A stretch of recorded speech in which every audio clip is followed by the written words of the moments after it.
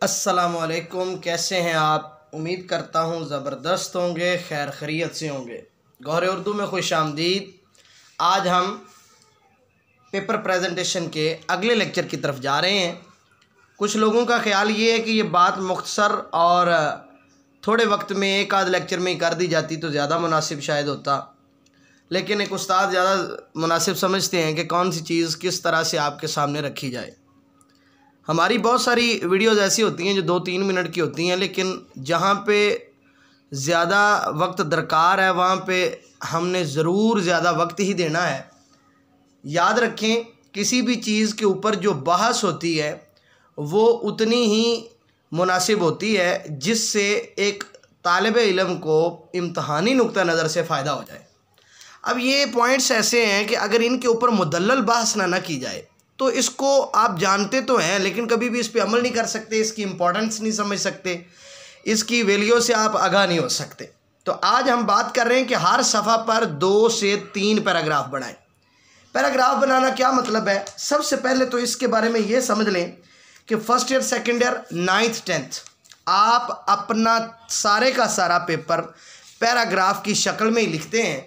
Paragraph की शक्ल में ही लिखना है। उर्दू के पेपर की बात हो रही है। 9th और 10th का जो लॉन्ग क्वेश्चन इस्लामियात का होता है उसमें हेडिंग्स बना सकते हैं आप, ठीक है। पाक स्टडी के पेपर में फर्स्ट ईयर सेकंड ईयर वाले भी, सेकंड ईयर की पाक स्टडी, फर्स्ट ईयर की इस्लामियात, 9th 10th की इस्लामियात और पाक स्टडी, इसमें हेडिंग्स बन सकती हैं। बाकी आपके जितने भी उर्दू के पर्चा जाते हैं वो खास 9th क्लास का है या एडिशनल सेशन जज का पेपर है, आपके उर्दू के पेपर के अंदर किसी सूरत भी आप पैराग्राफ से हट के कोई डिज़ाइनिंग नहीं कर सकते। आप कहेंगे पैराग्राफ से क्या मुराद है? पैराग्राफ से मुराद है ये आपके सामने एक पैराग्राफ लिखा हुआ है, इसमें देखें कोई हेडिंग नहीं है, कोई दूसरी चीज़ नज़र नहीं आती। मैंने क्या लिखा है ज़रा पढ़ लें। एग्ज़ाम्पल भी है और साथ में एक चीज़ भी आप तक मुझे मेरे तरफ से पहुंच जाएगी। हम आम हालात में भी तो वक्त ज़ाया करते ही हैं और ज़्यादातर यूट्यूब पर फजूल, नामुनासिब और गैर मायारी मवाद सुनने के लिए वक्त निकालते हैं, जबकि किसी भी तालीमी सरगर्मी के लिए हमने कभी भी अपना मोबाइल इस्तेमाल करके खुशी महसूस नहीं की। अक्सरियत का तो यही हाल है, मतलब ज़्यादातर तो लोग ऐसे ही हैं। हाँ, चीदा लोग ज़रूर आज भी अदबी व फ़नी हैं और तालीम दोस्त मिजाज रखते हैं। गौहर उर्दू की सरगर्मियों से यही बात मालूम पड़ती है। बाहर कैफ गौहर उर्दू के तमाम नाजरीन का तहे दिल से शुक्रगुजार हूँ। आप ज़रा बात को समझिएगा। ये एक पैराग्राफ है, इसमें अगर ये मैं पॉइंट्स बना के लिखता तो ये 8 क्लास तक मुनासिब हो सकता है। 9th 10th में इसके पॉइंट्स नहीं बना सकते। जैसे मजमून में अक्सर लोग समझते हैं सुर्खियाँ बना लूँ, हेडिंग्स बना लूँ, और अक्सर आजकल देखने में मिलता है कि जो लोग ना तजर्बाकार लोग हैं उनको चाहिए कि वो किसी बड़े उस्ताद के साथ काउंसलिंग करें और फिर बच्चों तक बात पहुँचाएँ। खुलासे की किसी सूरत भी हेडिंग्स नहीं बन सकती हैं। जितने भी बड़े असातिज़ा इकराम हैं, अंग्रेज़ी लिटरेचर का क्या सीन है, वो अंग्रेज़ी के लोग ज़्यादा समझते हैं। हम उनके सब्जेक्ट में किसी सूरत भी अपने आप को सियाना ना तो बनाएंगे और ना ही बनने की कोशिश करनी चाहिए। किसी बंदे को भी अपने सब्जेक्ट का इंसान को ज़्यादा मालूम होता है और उसके बारे में मालूमात हो, काउंसलिंग हो बड़े लोगों से, बड़े उस असातिज़ा इकराम से जो पेपर सेटर हैं, पेपर को देखते हैं हर लिहाज से, हेड एग्जामिनर लेवल के जो लोग होते हैं उनके साथ काउंसलिंग जिन लोगों ने की हुई है, अपने सब्जेक्ट के वो माहिर होते हैं। अदर सब्जेक्ट के ऊपर बात की ही नहीं जा सकती। मैं समझता हूँ एक बंदा दुनिया में एक ही अच्छा काम कर सकता है। अब मल्टी टैलेंटेड जो बंदे होते हैं वो होते होंगे, हम नहीं हैं। बार कैफ मैं ये इतना जानता हूँ कि उर्दू के हवाले से यहाँ बात हो रही है। अंग्रेज़ी के पेपर को देख के उर्दू के पेपर को और उर्दू के पेपर को देख के अंग्रेज़ी के पेपर को ख़राब नहीं किया जा सकता।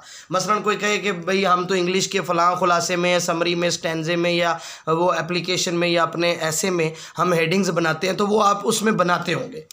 उर्दू के अंदर जो मयारी एक रखा गया है पेपर का डिज़ाइन, वो ये है कि आपको 9th से लेके ऑनवर्ड जितनी बड़ी मर्जी क्लास है उसमें पेपर को किसी सूरत भी हेडिंग्स के सूरत में नहीं लिखना। हाँ, अलबत्ता आप जहाँ जहाँ पॉइंट्स, जैसे आपको मुकालमे की हेडिंग देनी पड़ती है, इब्तदाइया पस मंज़र और इख्तितामिया पस मंज़र की।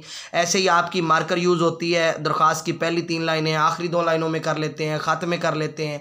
आप कहीं हवाला दे रहे हैं, चाहे वो कहीं भी दे रहे हैं, आप उसको मार्कर से हाईलाइट करते हैं, उसको बड़ा करके लिख सकते हैं। अदरवाइज़ चलते हुए पेपर में किसी सूरत भी ये नहीं है कि आप खुलासा लिख रहे हैं तो यहाँ पे 2 लफ्ज़ लिखें। जैसे हमारा एक खुलासा है लाहौर का जोग्राफिया, उसके अंदर किताब वाले मुसन्निफ़ ने 2-4 हेडिंग्स बनाई हैं, हालात व वाक़यात हैं, फिर इसी तरह से उसका जी जोग्राफिया है, उसकी आबो हवा है, ये सारी चीज़ें हैं। लेकिन आपने उसको कंजक्टिव लिखना है, ठीक है, जोड़कर लिखना है और ये भरपूर पैराग्राफ तैयार करने हैं। पैराग्राफ का जो उसूल है वो दुनिया का अटल और फाइनल उसूल ये समझ लें।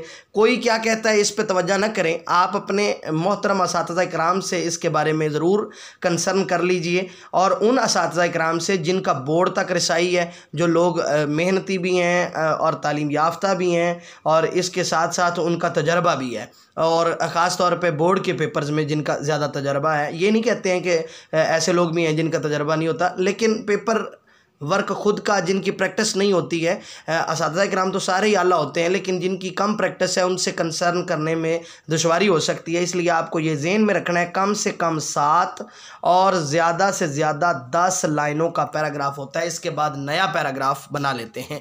पैराग्राफ देख लें किस तरह से बनता है, मैंने एक बनाया है आपके सामने मामूली सा, जल्दी में। पहली लाइन आप 2-3 लफ्ज़ छोड़ के लिख सकते हैं, आखिरी लाइन में भी 2-3 लफ्ज़ छोड़े जा सकते हैं, ठीक है जी। कम से कम 7 लाइनें, 1 2 3 4 5 6 और 7, ठीक है। इधर मैंने हाशिए के 7 से लफ्ज़ शुरू किए लिखने और साथ ही इख्तिताम करता रहा, ना ही क्रॉस किया और ना ही साथ साथ जगह छोड़ी। इसके अलावा हर पैराग्राफ में कहीं भी अहम लफ्ज़ आता है तो उसको हाईलाइट कर लें, ये सबसे ज़्यादा मुनासिब होता है। इससे क्या होता है कि पहले पैराग्राफों को, हर सवाल के पहले पैराग्राफ्स को पढ़ा जाता है और उसके बाद अगले पॉइंट्स के ऊपर ही टिक करते हुए तरतीब के साथ नंबर दे दिए जाते हैं। अब आप यहाँ पे बात अगर करेंगे कि सर ये तो बार बार मार्कर खोलनी पड़ेगी और बार बार पेन से लिखना पड़ेगा तो इस तरह वक्त ज़ाया होता है, तो आप पहले क्या करें, फ़र्ज़ करें ये पे मैं लाइन लिख रहा हूँ, हैदर अली खाना। अब मैंने खाता को हाईलाइट करना है तो मैं पहले ही इसको बड़ा लिख लूँ, अपने लिखते हुए आम फ़ॉन्ट साइज़ से बड़ा, हैदर अली खाना खाता है। अब मेरे पास अगर वक्त बच गया तो मैं इसको ऊपर मार्कर लगाते हुए मुझे ये लफ्ज़ ढूंढने नहीं पड़ेंगे पेपर के आखिर में, और अगर ना बचा तो किसी हद तक ये प्रोमिनेंट हो चुका है, किसी हद तक ये हाईलाइट हो चुका है। लेकिन ज़्यादा मुनासिब यही है कि इस तरह से लफ्ज़ों को हाईलाइट किया जाए और पेपर के अंदर हर पैराग्राफ में एक आध लफ्ज़ ज़रूर नुमाया किया जाए। अब आते हैं कि एक सफ़े के ऊपर पैराग्राफ कितने होने चाहिए। 7-7 लाइनों के अगर आपने बनाने हैं तो कम से कम 3 पैराग्राफ आप बनाएंगे 7-7 लाइनों के, ठीक है जी। और ज़्यादा से ज़्यादा आपको जो है वो 10 लाइनों का पैराग्राफ बनाना होता है। तो ऐसे पैराग्राफ आप अगर बना रहे हो पेपर के ऊपर तो आपको पैराग्राफ का जो मैंने वो बताया है वो ये है कि हर सफ़ा पर 2 पैराग्राफ कम से कम और ज़्यादा से ज़्यादा 3 से 3.5 ना करें, किसी सूरत भी आप यहाँ पे 4 नहीं करें और 2 से कम नहीं करें, यानी कि एक पूरे सफ़े पे एक ही पैराग्राफ है, ऐसा नहीं हो सकता। 7 लाइनों का है तो 7, 7, 14 और 7, 21 और एक इधर हवाला आ जाएगा, या एक आध लाइन छोड़ सकते हैं ऊपर से या नीचे से। तो बड़ी खूबसूरती के साथ 3 पैराग्राफ अच्छे से डिज़ाइन करें। एक तो साफ़ सुथरे भी रहेंगे, कटिंग नहीं होएगी, ओवर राइटिंग नहीं होएगी, चेक करने वाले को बड़ा आसानी और सुकून रहेगा, ठीक है जी। तो इसी तरह से अगर आप 10-10 लाइनों के बना रहे हैं, 10 लाइनों का एक पैराग्राफ बना, दूसरा भी 10 का बना और फिर 5 लाइनें लिखी तो सफ़ा मुकम्मल हो जाएगा। तो यकीनन ये कितने हुए, 2.5 पैराग्राफ हुए। इसका मतलब है कि कम से कम 2 बनाएं और ज़्यादा से ज़्यादा 3, पौने 3, 2.5 भी बन सकते हैं। इसके अंदर रहना है आपने, कम से कम 2। अगर आप कहते हैं नहीं सर मैं तो 10-10 लाइनों के बनाऊंगा तो 2 ही बनाऊंगा, आपने 2 बनाने तो जी बिस्मिल्लाह जी, 10 लाइनों का एक पैराग्राफ डिज़ाइन करें, 10 का फिर करें, एक हवाला आ जाएगा या ऊपर या नीचे लाइन छोड़ जाएंगे आप, और यकीनन इंशाल्लाह आपका जो है वो पेपर खूबसूरत भी लगेगा, चेक करने वाले को आसानी भी होगी। ये सारी बातें मैं इसलिए डिटेल से बता रहा हूँ कि किसी भी पेपर को चेक करने वाले को जितनी आपने सहूलत फराम कर देनी है उसने आपको उतने ही नुमाया नंबर देने हैं, कोई दूसरी सूरत नहीं है। पेपर में नंबर निकालना एक ट्रिक है,